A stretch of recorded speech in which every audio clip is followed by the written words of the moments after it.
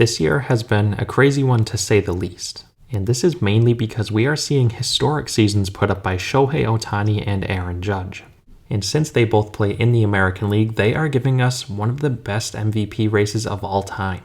And they are obviously getting a lot of attention and coverage for good reason. And with Ohtani and Judge getting all the attention this year, some other headlines have flown under the radar that would have gotten a lot more media coverage had they happened any other year. And that's exactly what I want to look at today. That's right, in today's video, I'm going to be taking a look at 5 huge storylines that have been overshadowed by Judge and Ohtani. Now, real quick before we do get into the video, I'm not really ranking these in any order, I'm just naming off 5 storylines today. So with that in mind, let's hop right into the video.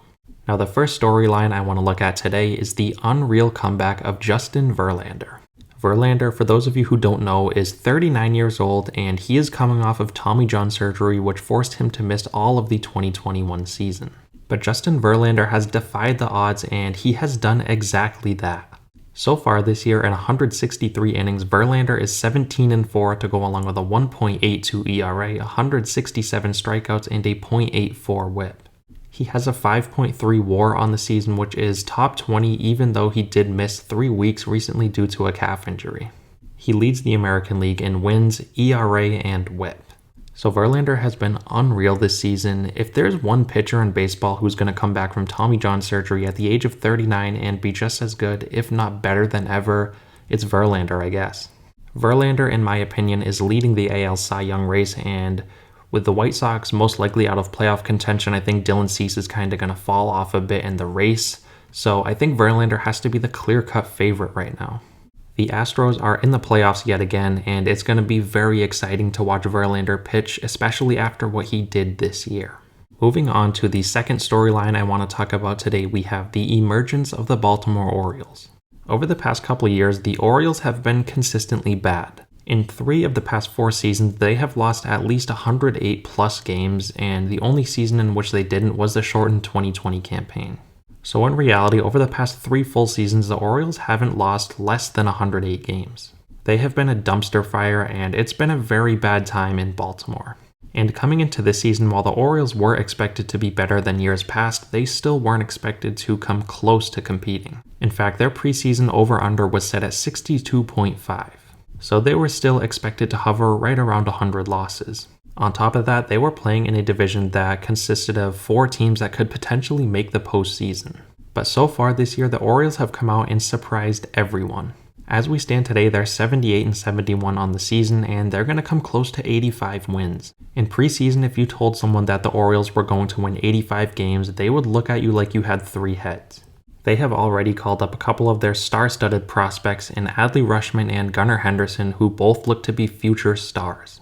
And they have much more young talent on the way, so they're going to be very good for a very long time, and they are by far the biggest surprise in baseball this year, and they deserve more media coverage. Now for the next storyline I want to talk about today, we have Julio Rodriguez and the Seattle Mariners.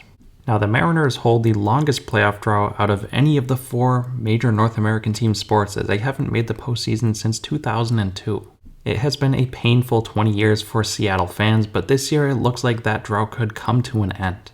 And in big part to Julio Rodriguez, the 21-year-old phenom who looks like he's going to be a superstar for many years to come. The Mariners have been a lot of fun to watch, not only because of Julio Rodriguez, but also because of the dominant pitching staff they have. It seems like almost everyone in baseball is rooting for the Mariners to end their postseason drought. They're just such a likable team, and I cannot wait to see them in October if they do make the postseason. Now, I briefly mentioned Julio Rodriguez, and let's take a look at his rookie numbers. So far in 129 games, Rodriguez is hitting .280 to go along with 27 home runs, 73 runs driven in, 25 stolen bases, and an .844 OPS. On top of that, he has a 5.7 WAR and was named to the All-Star team. And it's pretty clear at this point, he's the best player on the Mariners.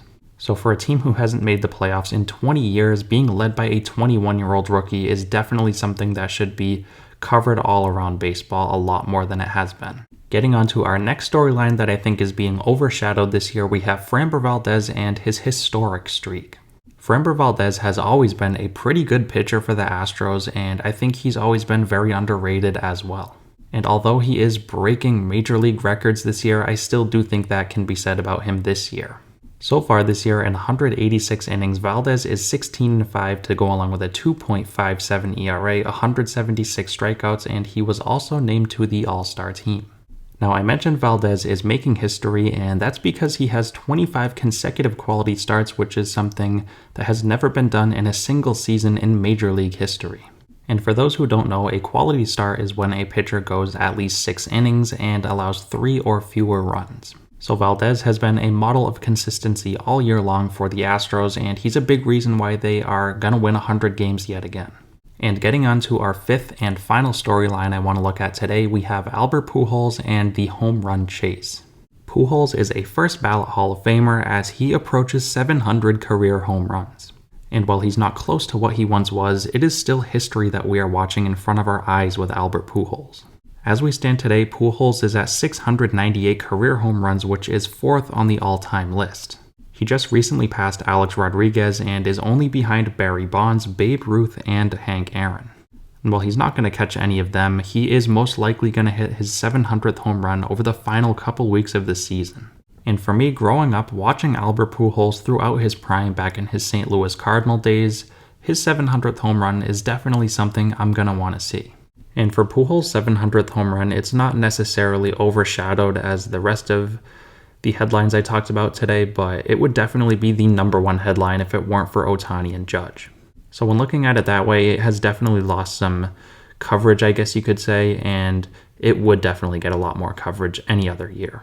But anyways, that's going to wrap today's video up. Let me know what you guys think down below, anything I potentially missed out on. As always, I want to thank you guys again so much for watching and continuing to support, and I'll see you next time.